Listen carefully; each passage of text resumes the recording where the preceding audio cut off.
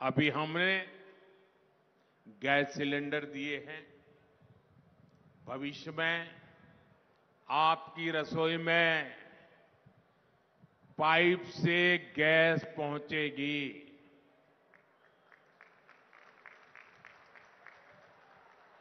जैसे पाइप से पानी आता है, वैसे पाइप से।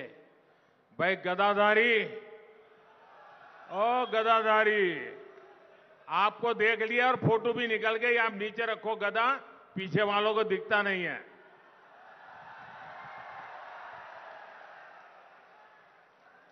बजरंग बली की जय। आप पहलवान हैं क्या? हमारे तड़स जी तो पहलवान रहे हैं।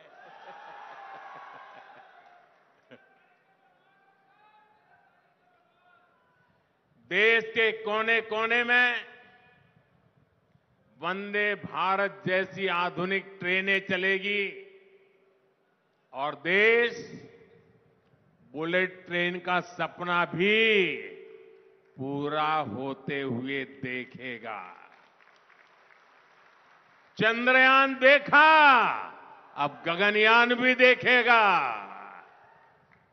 साथियों, विकसित भारत देश की हमारी माताओं, बहनों, बेटियों के सशक्तिकरण के बिना असंभव है।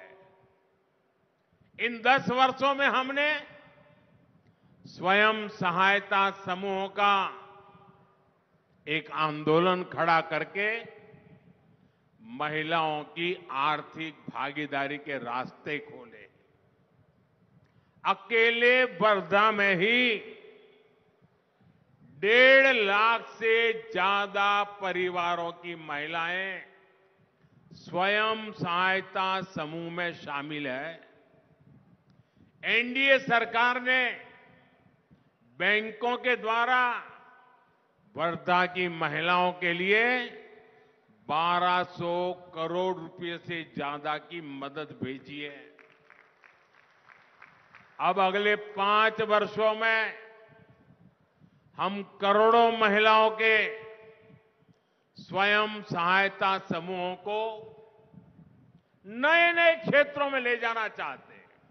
आईटी हो, रिटेल हो, टूरिज्म में होम स्टे की बात हो, शिक्षा के क्षेत्रों की ट्रेनिंग देने की बात हो, हर नए क्षेत्रों में हम इन स्वयं सहायता समूह की बहनों को ले जाना चाहते हैं। हम 3 करोड़ बहनों को लखपति दीदी बनाएंगे। हम गांव-गांव में अपनी बेटियों को ड्रोन पायलट बनाएंगे और ये मोदी की गारंटी है।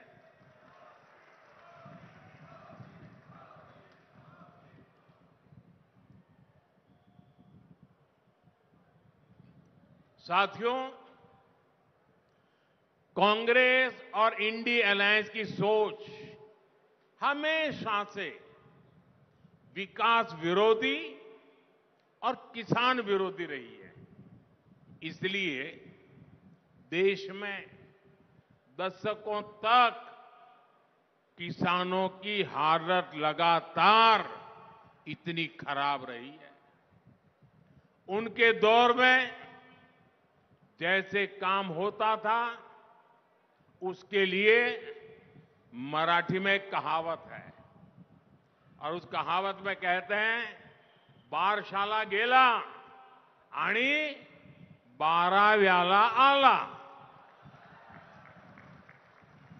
परिवार के नाम पर पत्थर तो लग जाता था, लेकिन कई पीढ़ियां गुजर जाती थी, फिर भी काम नहीं पूरा होता था।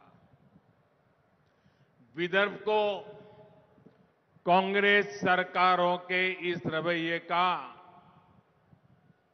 बहुत नुकसान उठाना पड़ा, लेकिन आज हमारी सरकार विदर्भ को उतनी ही ज्यादा प्राथमिकता देकर काम कर रही है। यहां एकनाथ शिंदे जी, देवेंद्र फडणवीस जी और अजीत पवार जी पूरी शक्ति से आप सभी की सेवा में जुटे हुए हैं। आप देखिए, एनडीए सरकार बाला साहब ठाकरे समृद्धि महामार्ग का निर्माण करवा रही है। आज नागपुर से गोवा के बीच 1,00,000 करोड़ रुपए की लागत का ग्रीन हाईवे बन रहा है। वर्धा, सेवाग्राम, पुलगांव और हिंगनघाट जैसे क्षेत्रों में बेहतर रेल सेवा उपलब्ध हुई है। वर्धा, यवतमाल, नांदेड़ के बीच रेलवे लाइन और वर्धा से बल्लार शाह के बीच रेल ट्रैक जैसे प्रोजेक्ट इस क्षेत्र की कनेक्टिविटी बढ़ा रहे हैं। दामनगांव रेलवे स्टेशन का पुनर्विकास किया जा रहा है। हमारी सरकार ने आरवी विधानसभा क्षेत्र में सिंगल लाइन को ब्रॉडगेज रेलवे लाइन में बदलने के लिए अलग से फंड दिया है। वर्धा के सिंधली में ड्राई पोर्ट का काम भी पूरा हो चुका है और देश में टेक्सटाइल इंडस्ट्री को बढ़ावा देने के लिए जो टेक्सटाइल पार्क बन रहे हैं उनमें एक अमरावती में बन रहा है। यानी विदर्भ अब पिछड़ेपन के उस दुष्चक्र से बाहर निकलेगा जिसमें कांग्रेस पार्टी ने विदर्भ को फंसा कर रखा था। इंफ्रास्ट्रक्चर और औद्योगिक पिछड़ेपन के कारण ही विदर्भ के किसानों को इतने दशकों तक आर्थिक तबाही से जूझना पड़ा है। ये हाईवेज, एक्सप्रेसवेज और रेलवेज हमारे इन किसानों की समृद्धि के महामार्ग बनेंगे।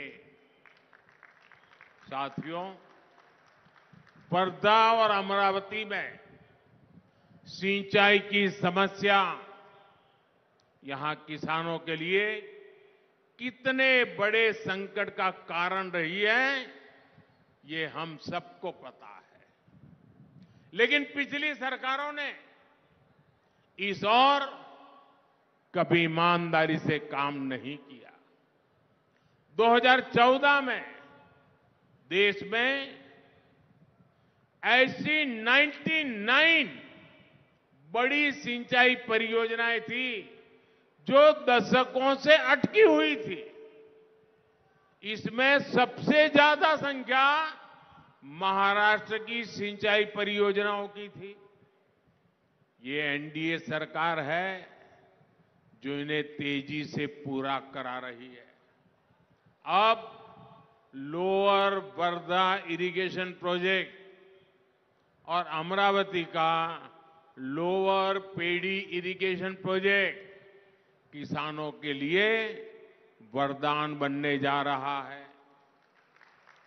इसके अलावा भी इस पूरे क्षेत्र में सिंचाई के लिए कई छोटे प्रोजेक्ट भी लाए जा रहे हैं।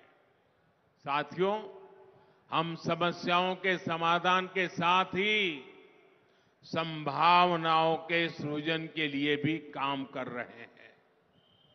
हमने अमरावती के संतरे और वर्धा की हल्दी को वन डिस्ट्रिक्ट वन प्रोडक्ट के तहत अलग से पहचान दी है ताकि यहां के किसानों को इसका लाभ हो। किसानों की आर्थिक सहायता के लिए किसान सम्मान निधि का पैसा भी सीधे किसानों के खातों में भेजा जा रहा है। अकेले वर्धा में ही किसानों के खातों में भारत सरकार की तरफ से 300 करोड़ से ज्यादा रुपये भेजे गए और महाराष्ट्र में देवेंद्र जी और शिंदे जी की सरकार के द्वारा भेजे गए वो अलग। साथियों, आज बीजेपी के विकास के सामने इंडी अलायंस मुद्दों की कंगाली से जूझ रहा है और इसलिए ये लोग अब केवल गाली गलौज और अपमान की राजनीति पर उतर आए हैं। इंडी अलायंस की तमिलनाडु की जो पार्टी सनातन के विनाश की घोषणा करती है, उन नेताओं से ये लोग छत्रपति शिवाजी महाराज की धरती पर हमारे महाराष्ट्र में लाकर रैली करवाते हैं। अयोध्या में राम मंदिर का 500 साल पुराना सपना पूरा होता है तो कांग्रेस पार्टी और उसके दोस्त उसका भी बहिष्कार करते हैं। अयोध्या में भव्य राम मंदिर में पहली रामनवमी का आयोजन हुआ।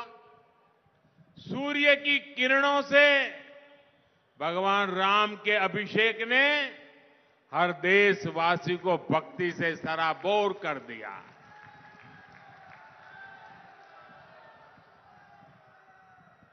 लेकिन इस इंडी गठबंधन के एक नेता ने कहा और जब सूर्य तिलक प्रभु रामलला को हो रहा था उस समय ये इंडी अलायंस के साथी ने क्या कहा, ये सब पाखंड है, पाखंड।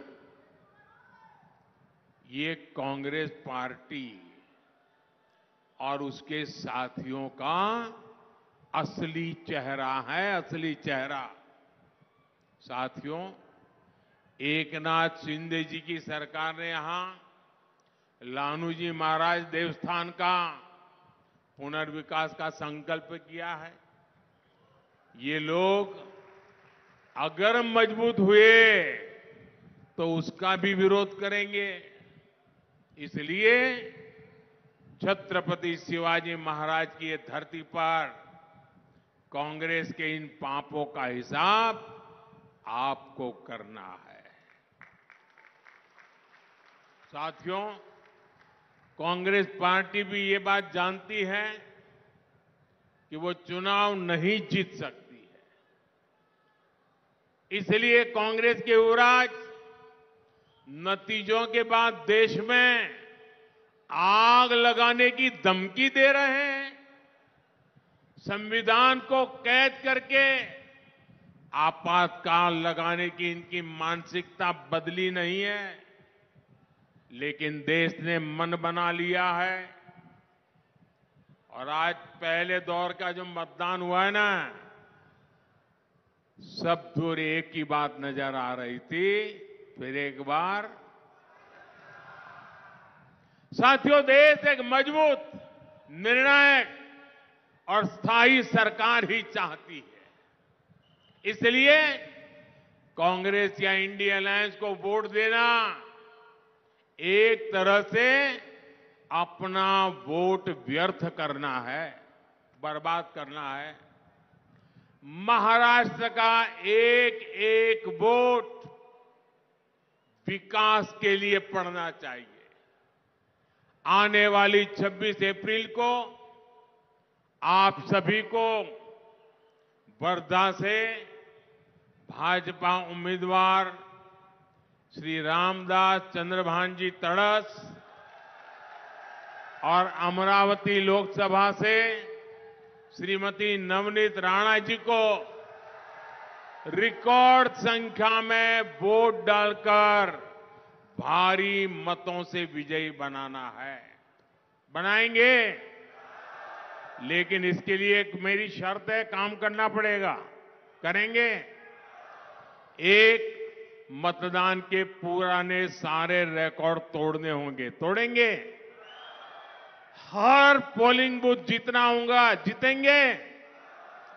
पोलिंग बूथ जीतेंगे। एक भी पोलिंग बूथ आने वाली पूरी शक्ति समय पोलिंग बूथ को जीतने के लिए लगा देनी चाहिए। और आप सभी को मेरा एक और काम भी करना है। करेंगे? ये मेरा पर्सनल काम है, ये तड़स जी का नहीं है। करेंगे? सब लोग बताएं तो बताऊं मैं। करेंगे? तो मेरा एक काम करना, महाराष्ट्र में घर घर जाना, जाकर के कहना कि मोदी भाई आए थे और परिवार के सबको प्रणाम कहा है, मेरा प्रणाम पहुंचा देना। मेरा प्रणाम पहुंचा देंगे। पहुंचा देंगे। जब हर परिवार में मेरा प्रणाम पहुंचेगा ना, तो परिवार के सब लोग मुझे आशीर्वाद देंगे। और जब मुझे आशीर्वाद मिलते हैं तो एक नई ऊर्जा मिलती है। और जब नई ऊर्जा होती है तो आपके लिए, आपके सपनों के लिए मुझे खप जाने का आनंद मेरा बढ़ जाता है। इसलिए मुझे हर परिवार से आशीर्वाद चाहिए। बोलिए भारत माता की। भारत माता की। बहुत बहुत धन्यवाद।